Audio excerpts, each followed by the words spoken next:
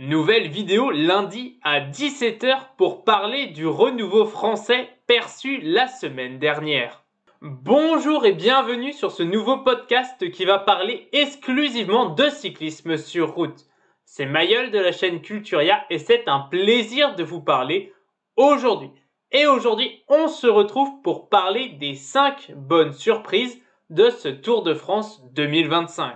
Nous ne parlerons évidemment pas de Tadej Pogačar, Jonas Vingegaard ou en autre Jonathan Milan, mais nous mettrons à l'honneur des coureurs comme Ben Illy, Timen Arensman, Oscar Onley, Tim Wellens et Victor Campenaerts.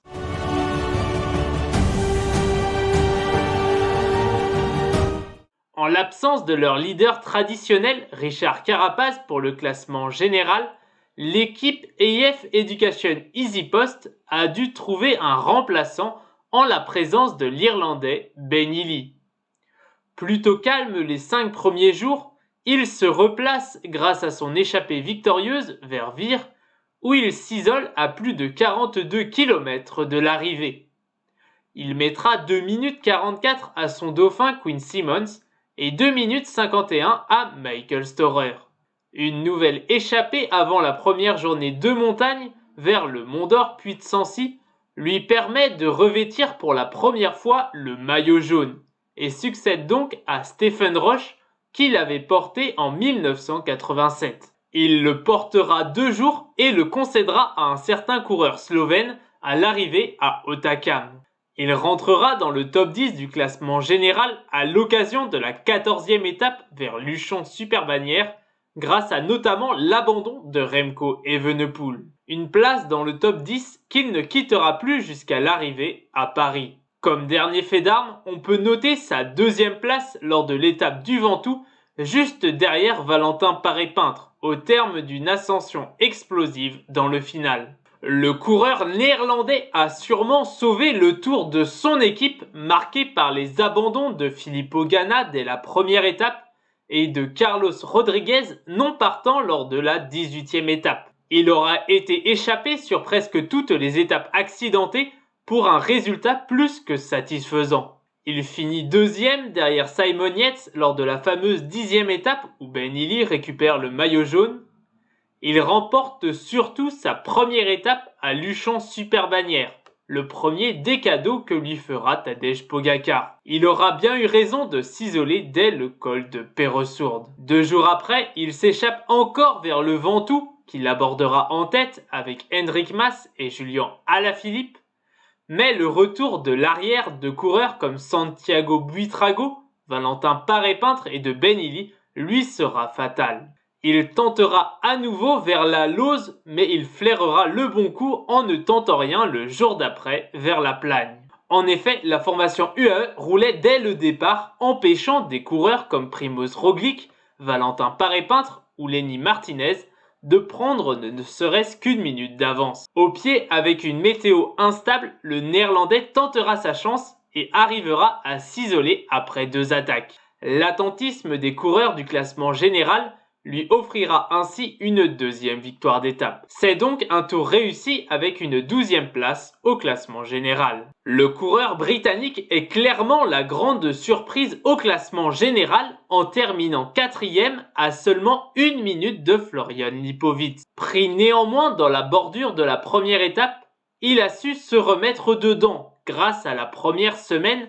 favorable à ses qualités de puncher comme le montrent ses résultats. 6e à Boulogne-sur-Mer, 4e à Rouen et même 3e à Mur de Bretagne. Grâce à ses performances incroyables qui consistent à finir derrière 2 extraterrestres, il aborde la première étape de montagne à la 7e place du classement général. Il sortira des Pyrénées à la 4e place grâce à ses performances à Hautacam, Peyragudes et Luchon-Superbannière. Un mauvais choix tactique de la part de son principal rival lors de la 18e étape le fait même rêver un temps d'une inespérée place sur le podium, puisqu'il arrive à suivre Tadej Pogačar et Jonas Vingegaard jusque dans les derniers instants. Il revient à seulement 22 secondes de Florian Lipowitz avant la dernière journée en montagne. Il sera malheureusement remis à sa place lors de l'étape suivante perdant 40 secondes sur son rival et confortant néanmoins sa 4e place,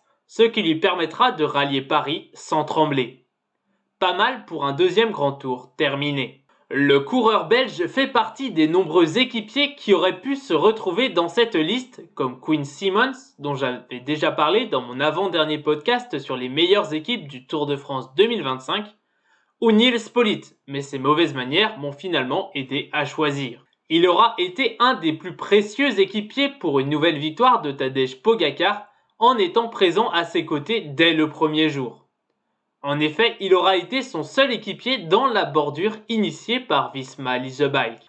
Il aura aussi bien profité d'une des seules chances en partant dans l'échappée vers Carcassonne. Parmi les plus forts aux côtés de Quinn Simmons, Michael Storer et Victor Campenaerts, il aura profité des dernières pentes du col de Fontbruno pour distancer ses collègues d'échappée et finir en solitaire comme à son habitude cette année avec son dernier championnat national. Il aura aussi tenu en laisse des coureurs de la trempe de Primoz Roglic, Valentin Paré-Peintre et Lenny Martinez dans le col du Pré et le Cormet de Roseland lors de la 19e étape, ce qui n'aide pas pour sa réputation dans l'Hexagone. Le dernier coureur à être cité n'est autre qu'un nouvel équipier en la présence de Victor Campenaerts. Il aura fait preuve d'un niveau surhumain en étant toujours présent aux côtés de son leader Jonas Vingegaard. Ce n'est pas du côté des résultats qu'il faut regarder, même s'il compte une belle 2e place à Carcassonne derrière Tim Wellens. Il faut noter qu'il aura été présent dans l'échappée victorieuse de son équipier Simon Yates vers le Mont d'Or Puy-de-Sancy,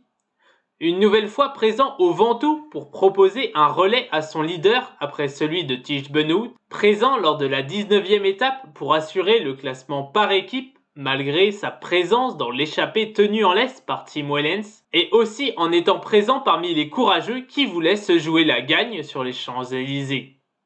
Il a accompagné ainsi ses leaders du jour, Matteo Jorgensen et Wout van Aert, jusque dans le 2e passage, leur laissant ensuite le champ libre. Il aura donc été présent lors des 2 victoires d'étape de son équipe et toujours présent dans les bons coups pour la Visma Leasebike.